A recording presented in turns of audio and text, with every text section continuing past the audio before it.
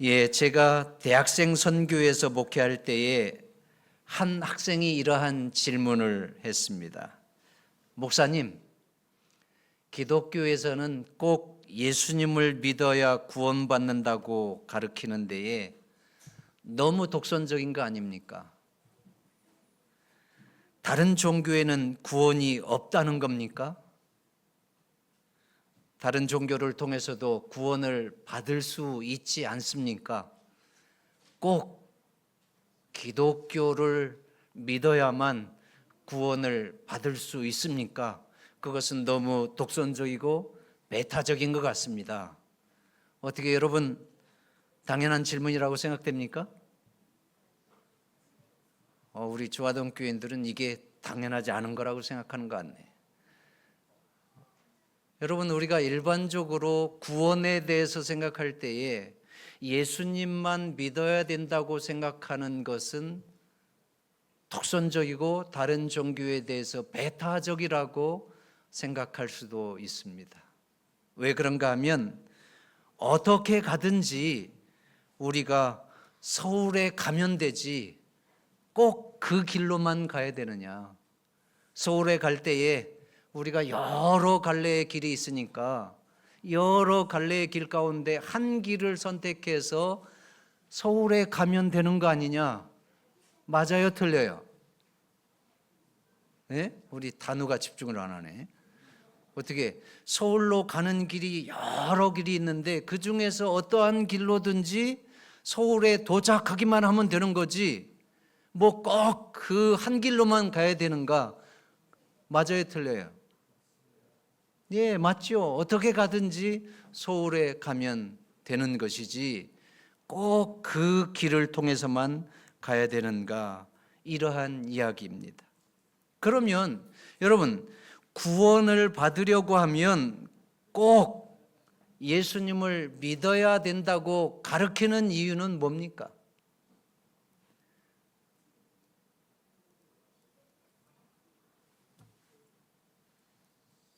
구원을 받으려고 하면 꼭 예수님을 믿어야 된다고 가르치는 이유는 뭐예요?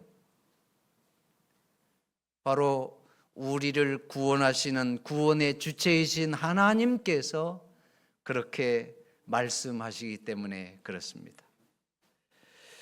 여러분, 죄인이 구원받을 수 있는 방법이 여러 길이 있다고 하면 여러 길 가운데 하나를 선택하면 될 거예요. 그렇죠?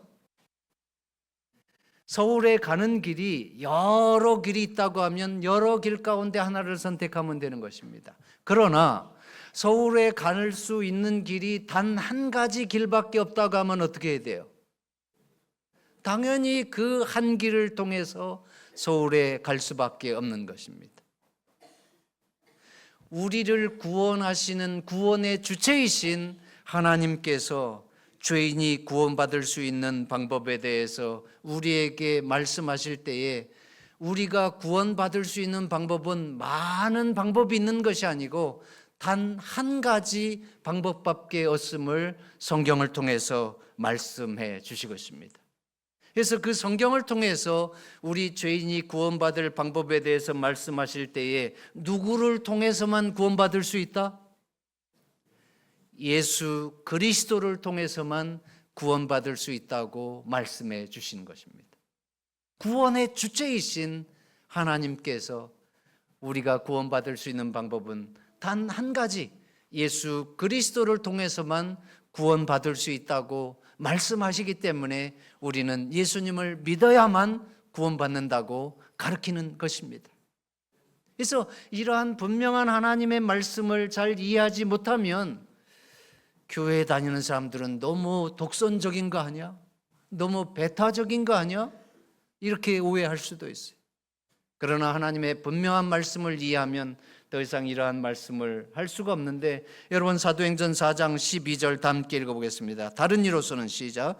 다른 이로서는 구원을 얻을 수 없나니 천하 인간의 구원을 얻을 만한 다른 이름을 우리에게 주신 일이 없음이니라 하였더라. 다른 이로서는 구원을 얻을 수 없나니 천하 인간에게 죄인을 구원할 수 있는 방법은 오직 예수 그리스도밖에 없다고 말씀하고 있어요. 자, 요한복음 14장 6절 다 함께 읽어보겠습니다. 예수께서 시작. 예수께서 가라사대 내가 곧 길이요 진리요 생명이니 나로 말미암지 않고는 아버지께로 올 자가 없느니라. 여기 예수 그리스도를 통하지 않고서는 아버지께로 올 자가 없다고 하는 것은 예수 그리스도를 통하지 않고서는 그 누구도 생명의 근원이신 하나님께 이를 수 없다는 것입니다. 이 얘기는 예수 그리스도를 통하지 않고서는 이 땅에 그 누구도 죄인이 구원받을 수 있는 방법이 없다라고 하는 것을 하나님의 말씀은 단호하게 말씀해 주시고 있는 것입니다. 구원의 주체이신 하나님께서 죄인이 구원받을 수 있는 방법은 예수 그리스도를 믿음으로 구원받는다고 하는 것을 분명하게 말씀해 주시고 있습니다. 그러면 왜 하나님께서 예수님을 통해서만 구원을 받을 수 있다고 말씀하실까요? 왜 예수님을 통해서만 우리가 구원을 받을 수 있습니까? 왜 예수님을 믿어야만 구원을 받을 수 있습니까? 이것은 우리를 구원하시는 하나님의 구속의 경륜 가운데서 매우 중요한 부분입니다. 자, 우선 질문을 좀 드립니다. 예수님은 죄인입니까? 의인입니까? 예수님은 죄가 있어요? 죄가 없어요? 죄가 한 개도 없습니다. 그러면 여러분, 죄인을 구원하는 데 있어서 죄인이 죄인을 구원할 수 있습니까? 없습니까? 죄인은 절대로 죄인을 구원할 수가 없습니다. 죄인인 인간을 구원하기 위해서는 죄가 없으신 의인만이 우리를 구원할 수가 있는데, 이 부분에 있어서 여러분, 성경은 죄에 대해서 두 가지 부분에 대해서 말씀해 주시고 있는데, 왜 우리가 인간이 죄인인지에 대해서 두 가지 부분으로 얘기하는데, 첫째는 우리 모두는 본질적인 면에서 죄인이라고 말씀합니다. 이 땅의 모든 인류는 본질적인 면에서 죄인이다. 본질적인 면에서라고 하는 것을 에베소서 2장 3절은 본질상 진노의 자녀라고 말하고 있어요. 우리 모두는 본질상 진노의 자녀다. 이 본질상 진노의 자녀라고 하는 것을 시편 51편 5절엔 이렇게 표현하고 있습니다. 내가 죄악 중에 출생하였으며 모친이 죄 중에 나를 잉태하였나이다 라고 말씀하고 있습니다. 그래서 여러분, 우리가 본질적으로 죄인이라고 하는 것은 우리 모두가 죄악 중에 출생했고 내 모친이 나를 죄 중에 출생했기 때문에 우리 모두는 태어나면서부터 본질적으로 죄인이라고 말씀하고 있습니다. 그 다음에 또 다른 면에서는 여러분, 우리는 죄를 지음으로 죄인이라고 표현하고 있습니다. 요한일서 3장 4절, 죄를 짓는 자마다 불법을 행하나니. 우리 중화동교회 성도님들은 다 너무나도 믿음이 좋은 분들이기 때문에 혹시 여러분들 가운데서 지금까지 나는 한 번도 죄를 지은 적이 없다, 그런 분 있으면 한번 손 들어보세요. 우리 중화동교회 어린이들은 한 번도 죄를 지은 적이 없을 것 같은데, 우리 은경이도 지금까지 뭐 잘못한 거 있어요? 내가 볼 때 은경이는 여태 한 번도 뭐 잘못한 거 없을 것 같은데, 아빠한테도 잘하고 엄마한테도 잘하고 또 할아버지한테까지 잘하잖아요. 우리 단우는 어때요? 단우가 지금까지 한 번도 뭐 잘못해 본 적 없지 않아요? 있어요? 2학년 때 몰래 엄마를 속인 적이 있어요? 그런 적 있구나. 우리 단우는 내가 볼 때 한 번도 뭐 죄를 지을 것 같지가 않은데 앞으로는 그런 일이 없을 것 같아요. 단우는 우리 중화동교회 개척 때에 가장 모범이 되는 어린이인데, 예, 공부도 잘하고 또 엄마 아빠 선생님 말씀도 잘 듣고, 그렇죠? 예. 자, 우리 어린이 파트에서 이 부분 한번 읽어보세요. 로마서 14장 23절 다 함께 시작. 예, 믿음으로 쫓아하지 아니하는 모든 것이 죄니라. 또 요한 1서에 보면 선을 행할 줄 알고도 선을 행하지 아니하는 것이 죄니라. 이 얘기는 여러분, 저를 포함해서 우리 모두는 이 땅에서 살아가는 동안 죄를 안 지은 사람이 아무도 없다는 거예요. 그래서 우리 모두는 태어나면서 본질적으로 죄인이면서 또 우리의 생애를 통해서도 알게 모르게 죄를 짓는 죄인이라고 하는 사실입니다.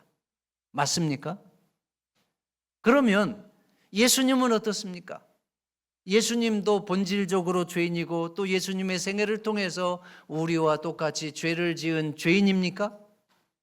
아닙니다.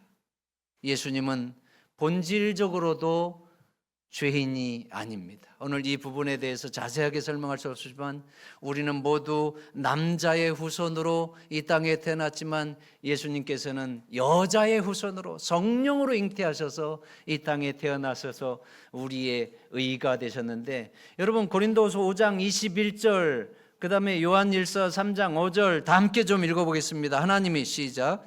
하나님이 죄를 알지도 못하신 자로 우리를 대신하여 죄를 삼으셨. 예, 그 다음에 요한일서 3장 5절 시작. 그가 우리 죄를 없이 하려고 나타내신 바 된 것을 너희가 아나니 그에게는 죄가 없느니라. 예, 예수님은 죄를 알지도 못하시고 그에게는 죄가 없다는 것은 예수님은 본질적으로도 죄가 없으시고 또 그의 생애를 통해서도 죄를 짓지 아니하신 분이라고 하는 사실을 말씀해 주시고 있습니다. 그래서 출생으로나 본질적으로나 그의 생애를 통해서 죄가 없는 분은 이 인간 세상에 오직 누구밖에 없어요? 예수 그리스도밖에 없는 것입니다. 천하 인간에 우리의 죄와 사망의 문제를 해결할 수 있는 의인은 오직 예수 그리스도밖에 없는 것입니다. 그래서 이 땅에 구원에 대한 많은 진리를 가르쳤다 할지라도 죄가 없이 온전한 의인으로 우리를 구원하실 수 있는 분은 오직 예수 그리스도이십니다. 공자도 아니고 또 부처도 아니고 오직 예수님만이 우리의 구원자이시고 죄가 없으시고 의인으로서 구속자로서 모범이 되실 수 있는 것입니다. 그래서 예수님은 우리를 구원하시기 위해서 이 땅에 오셨을 뿐만 아니라 우리를 구원하시는 데 있어서 가장 결정적으로 행하셔야 될 것이 죄인들의 죄와 사망을 해결하시기 위해서 결국 그의 삶의 정점에 어떠한 일을 행하셨어요? 바로 십자가를 지셨어요. 그래서 예수님께서 십자가에서 죽으신 것은 예수님의 생애와 죽음과 부활을 통해서 우리들에게 하나님께서 주시려고 하는 구속사적인 매우 중요한 의미가 담겨 있습니다. 자, 우선 여러분 예수님의 십자가에 대해서 많은 부분으로 설명할 수 있지만 오늘은 우리의 구원과 관계돼서 두 개만 좀 말씀드리면, 첫째로 예수님의 십자가 죽음은 무슨 죽음이에요?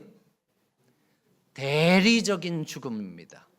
대리적인 죽음이라고 하는 것은 예수님 자신 때문에 죽은 것이 아니라 다른 사람을 대신해서 죽었다고 하는 거예요. 자, 여러분 갈라디아서 1장 4절 그리스도께서 하나님 곧 우리 아버지의 뜻을 따라 이 악한 세대에서 우리를 건지시려고 우리 죄를 위하여 자기 몸을 들이셨으니, 예수님께서 죽으신 것은 누구 때문에 죽은 거예요?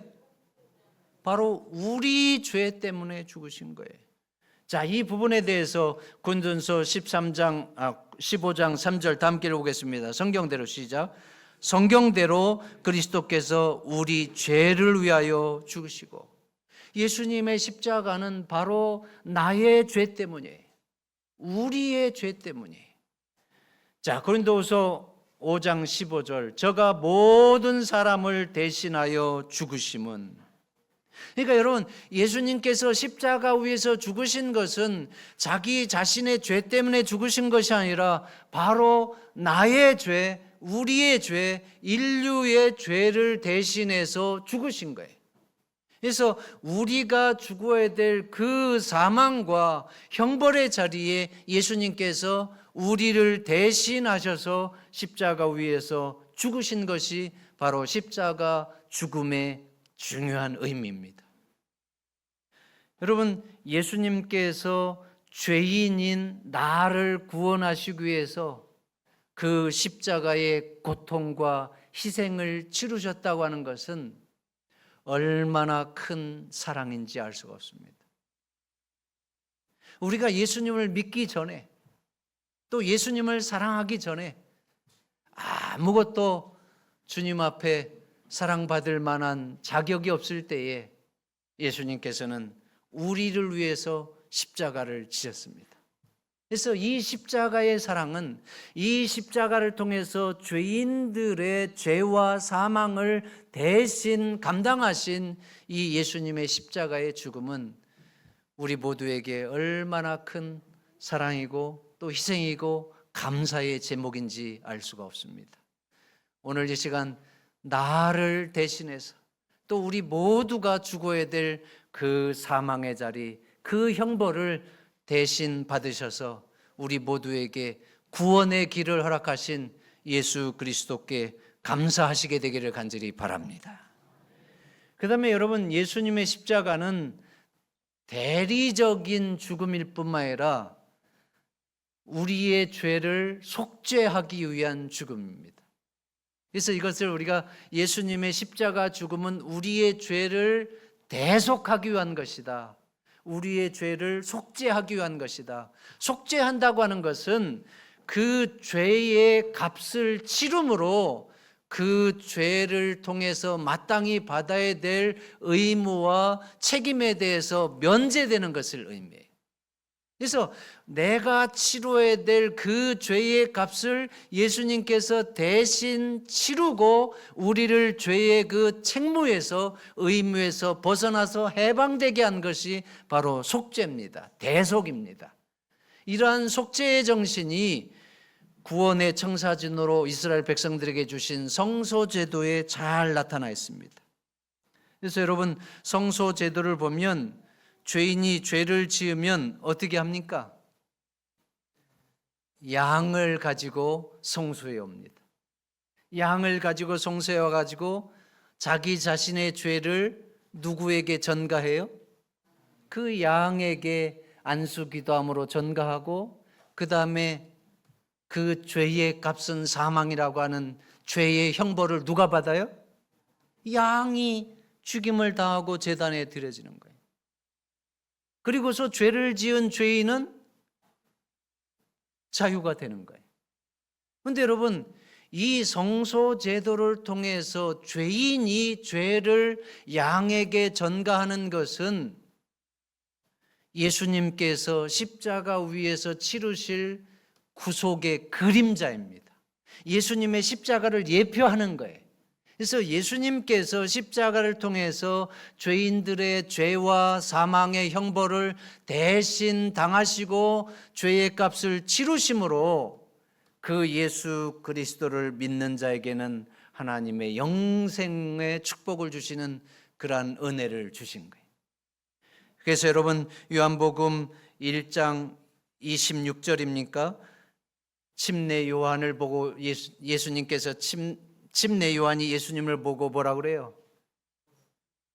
보라, 세상 죄를 지고 가는 하나님의 어린 양이로다. 요한복음 1장 29절입니다. 보라, 세상 죄를 지고 가는 하나님의 어린 양이로다. 그래서 성소 제도를 통해서 죄인이 죄의 값을 치르는 것을 이 양을 통해서 대신했던 것처럼 예수 그리스도께서 인류의 죄와 사망의 형벌을 대신 치르실 것에 대한 예표였고 상징이었습니다. 예수님께서 십자가에서 죽으신 것은 자기의 죄 때문이 아니고 바로 우리를 구원하시기 위한 그러한 하나님의 놀라운 복음이 예수 그리스도의 십자가를 통해서 들어 있습니다. 그래서 우리가 아무리 큰 죄를 범했다 할지라도, 또 아무리 흉악한 죄인일지라도 예수 그리스도를 개인의 구주로 깨닫고 예수님을 믿을 때에 그러한 사람에게는 하나님께서 어떠한 복을 주셔요?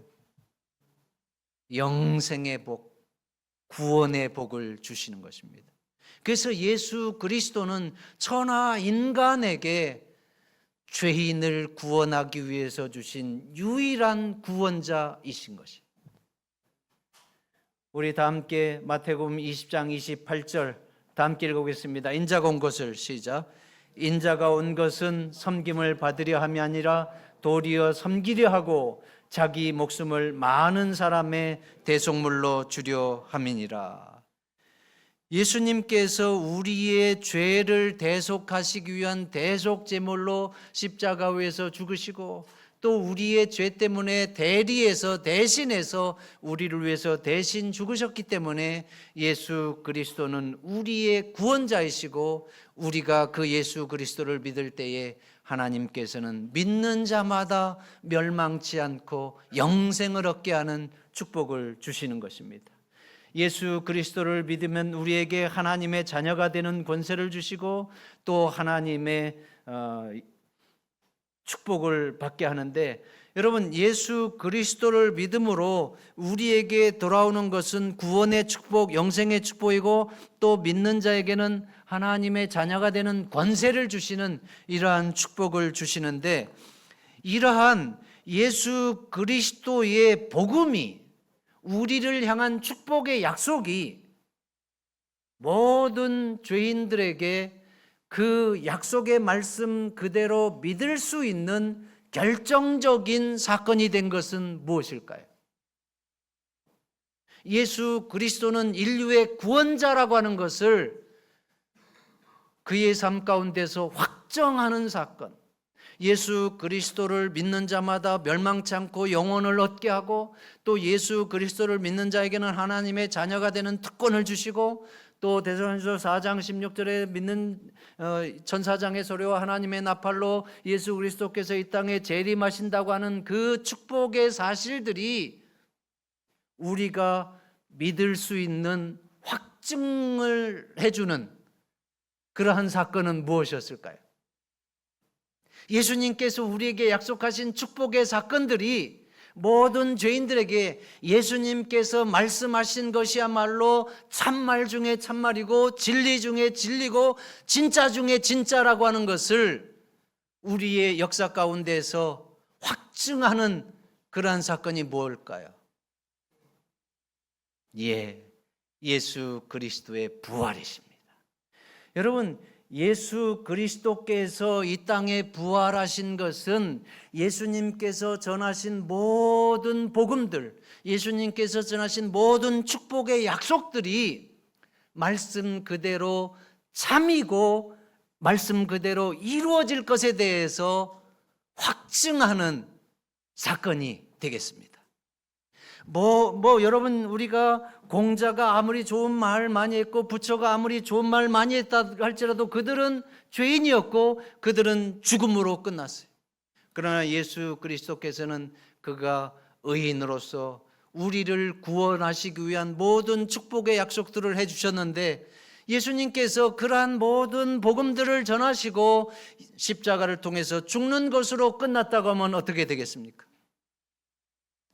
그분이 전한 모든 복음들은 그냥 철학적인 하나의 설파밖에 되지 않을 것입니다. 그분이 전하신 모든 복음들은 그냥 헛것이 되었을 거예요.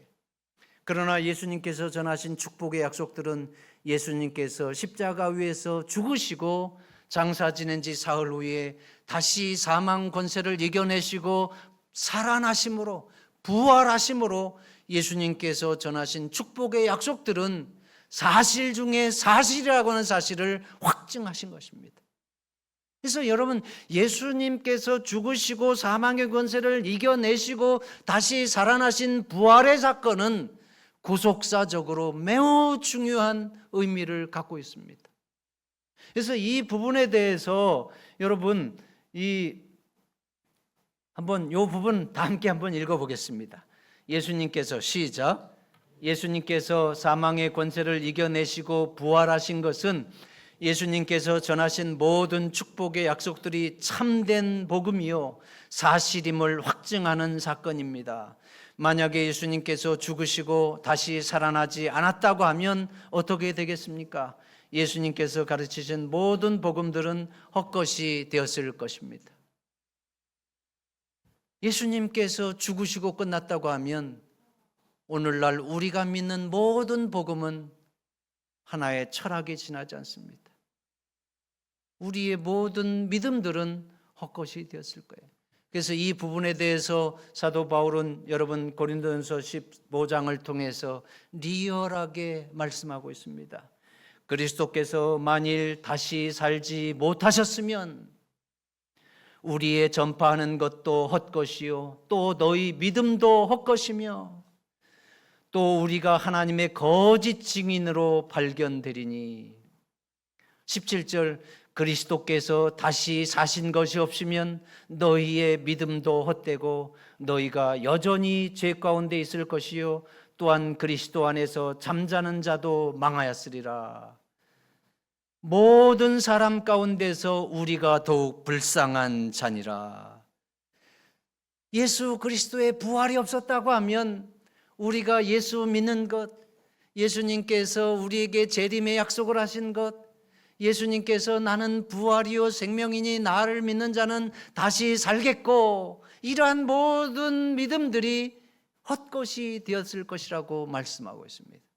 그러나 예수님께서 죽으시고 끝난 것이 아니라 사망의 권세를 이겨내시고 다시 살아나셔서 부활하셔서 모든 믿음의 백성들에게 약속하신 축복의 진리들이 우리가 그것을 위해서 살다가 그것을 위해서 죽는다 할지라도 후회가 되지 않을 참 진리임을, 참 축복의 약속들임을 예수님께서 살아나셔서 우리의 구주가 되셔서 확증하셨습니다.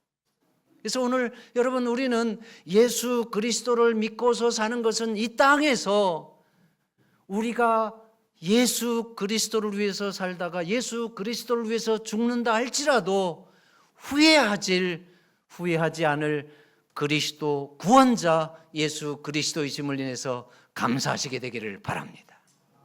그러니 이 예수를 만난 또 이 예수님께서 약속하신 축복의 약속들을 믿는 사도 바울은 옥중에서 언제 죽을지 모르는 사고 속에서도 빌립보서 1장 20절 21절에 얘기하잖아요. 나의 간절한 기대와 소망을 따라 아무 일에든지 내가 부끄럽지 아니하고 이제도 온전히 담대하여 살든지 죽든지 내 몸을 통해서 그리스도가 존귀히 되게 하려 하나니 이는 내게 사는 것이 그리스도니 죽는 것도 유익함이니라. 아멘입니까?